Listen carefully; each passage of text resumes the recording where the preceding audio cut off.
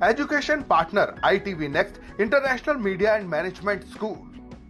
ये और एक गप लड़ाने वाली पार्टी है जिसको महागठबंधन कहते हैं, तो वो जब तक आरोप प्रत्यारोप नहीं लगाएंगे, कोई बात नहीं कहेंगे, तो जो उनका दुकान है वो दुकान चलने वाला नहीं है। और बिहार की जनता वाखूबी जानती है कि हमको बिहार में क्या फायदे हुए हैं, क्या घटा हुआ है। बिहार में जो जिस तरह से विकसित हुआ है, और आप लोग भी तो बिहार आते जाते हैं, बिहार के हैं, बिहार से बाहर गए हैं, तो आज आप पटना के सड़कों को देखिए, बिहार के गांवों को सड़कों को देखिए, तो पता चलेगा कि इसके एवज में अगर कोई कुछ बोले नहीं, गाली नहीं बके, कोई प्रत्यारोप आरोप नहीं लगाए, तो उनके पास कोई मुद्दे नहीं है। लेकिन विपक्ष का कहना है सीधे तौर पर कि आप 16 साल से वही जंगल राज करते हैं, ये बदल गया, लेकिन लोग बेरोजगारी जिस चरम स्थिति है, लोग यहाँ से पलायन कर रहे हैं, इन मुद्दों का क्या, इसका कोई सॉल्यूशन निकलेगा या फिर केवल नारा रहेगा? नहीं, देखिए, प्रतिपक्ष क्या कह रहे हैं यह महत्वपूर्ण बात नहीं है। महत्वपूर्ण बात यह है, बिहार ही एक राज्य है जो प्रति मंथ इधर साल भर से प्रति वर्ष कम से कम 10,000, 5,000, 20,000, 1 लाख, 1.5 लाख लोगों को जॉब प्रोवाइड कर रही है सरकार।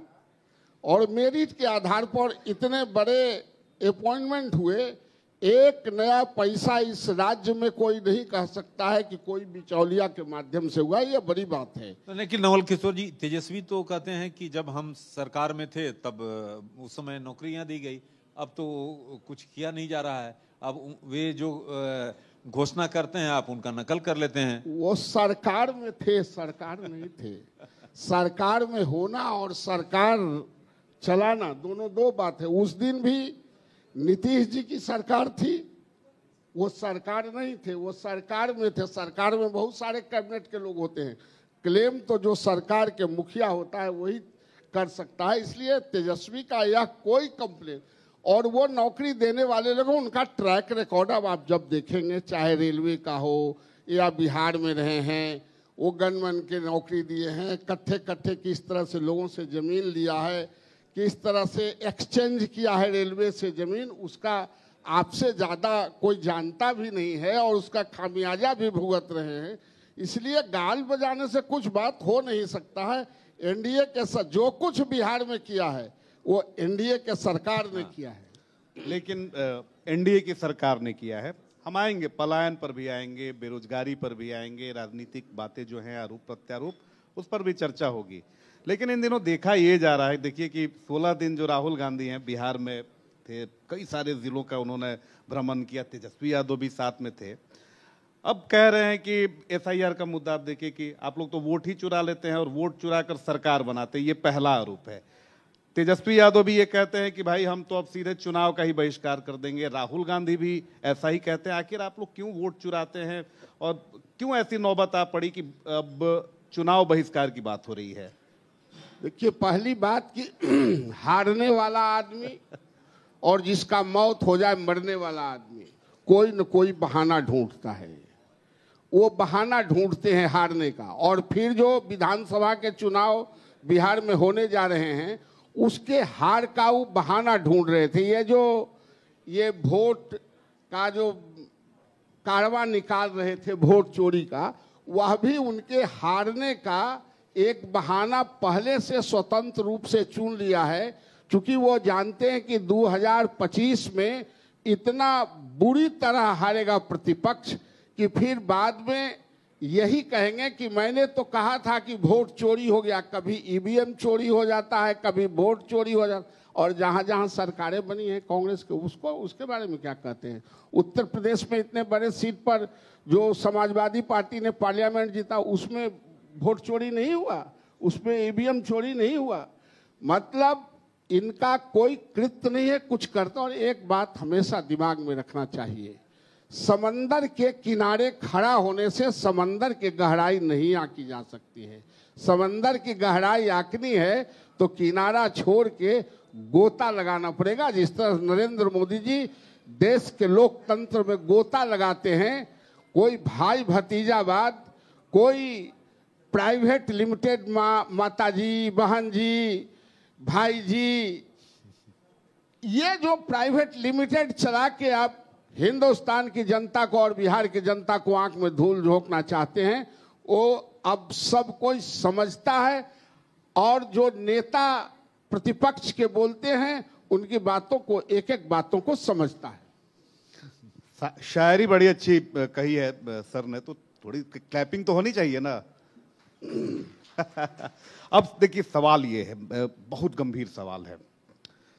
20 साल आप लोगों की सरकार हो गई, बिहार में डबल इंजन की सरकार भी लंबे समय से है, एक दशक तो हो ही गया होगा।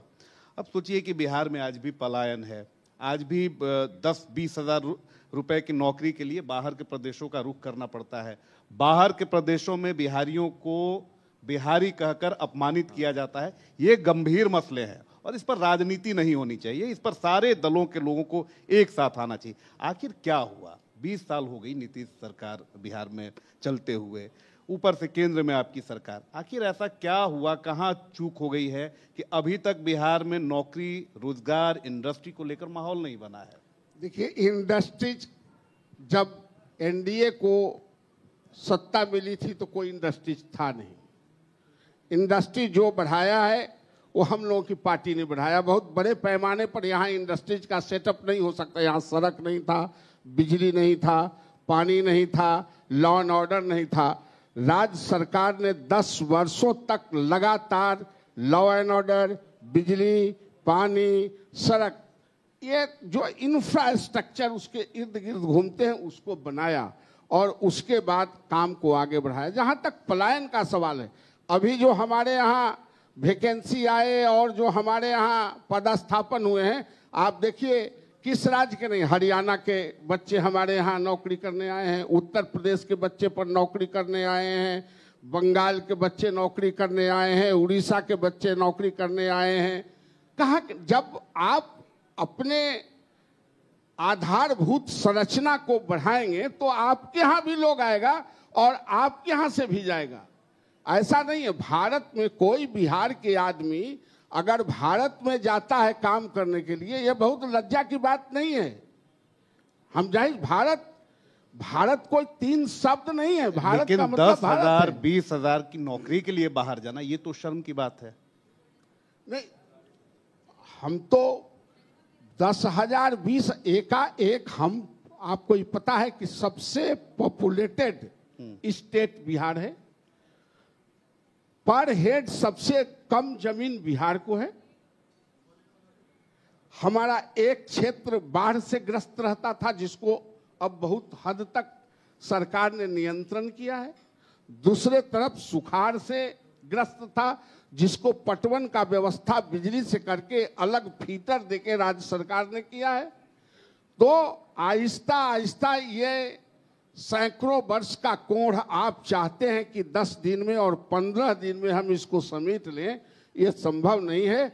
लेकिन पहले से पलायन कम हुआ है। हाँ, पलायन आज भी पढ़ने के मामले में हमारे ज़्यादा बच्चे जाते हैं बाहर, इसलिए कि हमारे यहाँ पढ़ने वालों की संख्या भी अधिक है और जाना चाहिए। अगर महात्मा गांधी विदेश नहीं गए होते, भगत सिंह नहीं गए होते, सुभाष चंद्र बोस नहीं गए होते, तो आज़ादी का मर्म नहीं जानते। जगह ट्रांसप्लांट तो होना ही चाहिए। हम लोग किसान हैं, धान बोते हैं तो एक क्यारी में उसका बीज बोते हैं और दूसरे क्यारी में उसको ले जाके धान के रूप में बोते हैं, तब वो बेहतर होता है। अगर तीसरा बार भी उसको बो देते हैं तो और बेहतर होता है। इसलिए भारत के हर आदमी को जगह ट्रांसप्लांट करने की जरूरत है और करना चाहिए। जो अपने अपने घर को छोड़ के बाहर निकला वो आगे बढ़ा, जो घर में रहा वो सिमटा रहा। अच्छा नवल किशोर जी, आरजेडी एक कैंपेन चला रही है कि बदलाव का चेहरा तेजस्वी। आपका नया मॉडल क्या होगा? क्या ब्रांड मोदी सभी चीजों पर भारी पड़ेगा या कोई और एजेंडा? ये सब कोई चेहरा नहीं है, ये चेहरा अपने बनते हैं, अपने मुहा मिट्ठू। नरेंद्र मोदी जी जब तक हैं तब तक किसी को चेहरा बनने की जरूरत नहीं है। एनडीए के पास चेहरा भी है, एनडीए के पास चाल भी है, चरित्र भी है और बिहार के लोगों ने देखा है इसलिए गाल बजाने से कुछ होने जाने वाले नहीं है। अपने चेहरा अपने घोषित कर देने से कोई कुछ परिवर्तन और रूपांतरण नहीं होता है। बिल्कुल, देखिए, अच्छा नवल जी, आप काफी पुराने पॉलिटिशियन हैं, बिहार की राजनीति को आप धरातल से जानते हैं। सवाल ये उठता है कि जिस जंगल राज की बार बार बात होती है, आखिर वो जंगल राज क्या था? क्यों आज भी देखिए कि 20 साल के बाद भी चाहे प्रधानमंत्री हो, मुख्यमंत्री हो, मेरा सवाल सुनते जाइए, वो जंगल राज, कोई भी चुनाव हो, 2010 का चुनाव हो, 2005 का चुनाव हो, 2015, 20, अब 25, जंगल राज एक कॉमन मुद्दा है। और जंगल राज की जब चर्चा होती है तो फिर मैं आपसे इसलिए सवाल पूछना चाह रहा हूं कि जब लालू यादव के साथ आप थे तब वो सत्ता में थे और उसी समय जंगल राज का परसेप्शन निकलकर सामने आया, वो शब्द सामने आया। तो थोड़ा हमारे दर्शक यहाँ बैठे हुए हैं, आखिर ये जंगल राज है क्या? आपने कैसे इसे देखा? हमने नहीं देखा, पूरा बिहार देखा और पूरा देश देखा। अगर आप जहां से बिहार के सत्ता को नियंत्रण करना है, बिहार की रोशनी हर घरों तक जानी है, उस रोशनी से फिरौती अगर वसूला जाए, किसी कोई बाप अपने बेटी को स्कूल से निकाल के ले जा रहा हो घर और कोई अपराधी उसको रास्ते से छीन ले और फिर उसी एक नंबर के आदमी से बिचौलिया के रूप में काम करके फिर उस बच्चे को रिटर्न कराया जाए, तो इसको क्या कहते हैं? इसको जंगल राज न कहेंगे तो? और 20 साल नहीं, 50 साल में बीत जाएगा तो जो जंगल राज है जंगल राज ही रहेगा। अगर आप इसको जंगल राज नहीं कहेंगे तो क्या कहेंगे? जब घर से महिलाएं नहीं निकले, बच्चे स्कूल जाने के लिए स्वतंत्र नहीं हो, तो इसको जंगल ही राज कहते हैं। और वो भय आज भी व्याप्त है और कल भी व्याप्त रहेगा। चलिए, तो जंगल राज पर आपने बातों को गोल गोल घुमाया है। अब हमारे मैनेजिंग एडिटर हैं, इनके भी कुछ गंभीर गंभीर सवाल हैं। अच्छा, एक जो कास्ट जो सेंसस है उसको लेकर सवाल लगातार विपक्ष द्वारा खड़ा किया जाता रहा है नवल किशोर जी, कि आप जो हैं उसको कराने को लेकर आनाकानी करते हैं, आपको कहीं ना कहीं डर है। और तेजस्वी जब डिप्टी सीएम रहे तब नीतीश कुमार वहाँ यहाँ करा पाए। तेजस्वी के डिप्टी सीएम रहने से कास्ट सेंसस यहाँ नहीं हुआ है। वो दबाव बनाए? नहीं, दबाव नहीं बनाए। नीतीश कुमार जी और हमारे दल के लोग सर्वदलीय प्रधानमंत्री जी से मिलने गए थे कि हमको आप कास्ट सेंसस कराने दीजिए। प्रधानमंत्री जी ने कहा कि अभी हमारी योजना नहीं है, अगर कोई स्टेट चाहता है तो कास्ट सेंसस कराए, और उसी में सर्वसम्मति से निर्णय हुआ सारे पार्टियों का और कास्ट सेंसस हुआ। इसलिए तेजस्वी का और लालू यादव का इसमें क्या कंट्रीब्यूशन? अगर इतना ही कंट्रीब्यूशन था तो 15 साल तक जब इस बिहार को चला रहे थे तो कास्ट सेंसस करा लेते। तो नवल किशोर जी ये बताइए कि ये आखिरी प्रश्न है क्योंकि हमको समय का थोड़ा कमी है, तो ये जानना चाहते हैं कि बीजेपी आने वाले विधानसभा चुनाव में कितने, नवल किशोर जी कितना मानकर चल रहे हैं कि बीजेपी अपने बलबूते कितने सीट जीत पाएगी? देखिए, यह कहना कि बीजेपी कितना जीतेगी, ये एनडीए ही बता दीजिए। एनडीए देखिए 25 से 30 सीट में ही पूरा प्रतिपक्ष सिमट जाएगा, रेस्ट एनडीए जीतेगा। इस बार का समर्थन जो मैं बोल रहा हूं वो बहुत चौंकाने वाला समर्थन रहेगा। आपको भी लगेगा कि अपने पार्टी का वकालत कर रहे हैं, लेकिन जब रिजल्ट आएगा तो देखेंगे 25 से 30 सीट में 2010 में जो राष्ट्रीय जनता का दल का 22-23 सीट आया था उससे नीचे इस बार खड़ा हो जाना है। और इनके जो प्राइवेट लिमिटेड है कांग्रेस का, इनका भाई बहन माए बहन, ये जो पार्टियां हैं प्राइवेट लिमिटेड, वो बैंडेड होने के कगार पर हो जाएगा। नवल किशोर जी, इंडिया न्यूज के सबसे बड़े राजनीतिक मंच में आप शरीक किए, अपना बहुमूल्य समय दिया, इसके लिए बहुत बहुत धन्यवाद। बहुत बहुत धन्यवाद, थैंक यू। बहुत बहुत शुक्रिया नवल किशोर जी। मगर मैं आग्रह करता हूं आप मंच पे बने रहिए। हिमांशु जी भी आएंगे अभी मंच पे, आपको एक छोटे से भेंट से सम्मानित करने के लिए। राकेश जी और हिमांशु जी, हम आपसे आग्रह करते हैं कि नवल किशोर जी को सम्मानित करें। आभार व्यक्त करें कि वो आए, आज हमारे इंडिया न्यूज़ मंच का हिस्सा बने। तालियों से इनका शुक्रिया अदा किया जाए। अब हम बढ़ते हैं आगे। हमारे जो अगले मेहमान हैं वो एक self made main sponsor Bharat plus, green revolution in India. को स्पॉन्सर अंशुल होम्स।